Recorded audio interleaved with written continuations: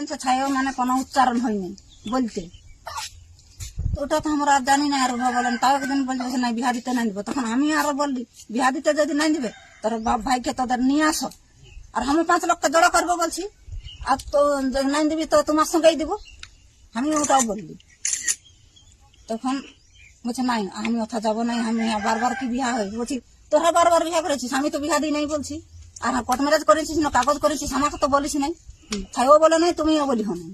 হ্যাঁ, তখন আর বিহা করে নিলেও এখন পুরা ধমক দিতে লাগলো, সিধা আসিস তাই, আর নাই তোর বলছে তোর খানদান উড়াই নিব, বিহা কোথাও বিহা দিতেও দিব নাই, সবকে কাটিব, বাপকে মাইনকে কাটিব, কাকিকে কাটিব, তোর ভাইটাকে আগে কাটিব।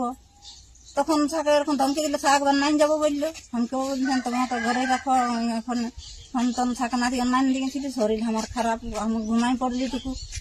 তখন স্যার ডরে ধমকি দিল মরাবো তোর ভাইকে, মরাবো তোর বাবা কাকিকে, মরাবো তোর কাকাকে, মরাবো সিধা বাইরে। তখন কি করবো, বাইরে আচ্ছা ধরে চলে গেল। কত রাইতে হয়েছে? রাত কত রাত ছিল ওটা জানি তো নাই আমি, কখন রাত ছিল এটা বলতে পারবে যে কলক ছিল ওরা লেগে সময়? 2 লোক ছিল। থানাটা বিটিটাই বলছে, বলেছে না ভাই, বলছে আমাকে যা করবে করবে, ওরকম নাকি বলেছে। কেমন বলেছে বাবু? বলছে আমাকে বলছে যা করে, বলছে আমার জন্য, বলছে তোরা কেউ মারবে। ও বললো তোমার ধমকি তো গাছে, বলছে আর না তো বলছে আগে তোর ভাইকে মারবো, তোর কাকাকে মারবো, তোর কাকিকে মারবো, সবাইকে, তোর খানদানকে মারবো, তার দিলে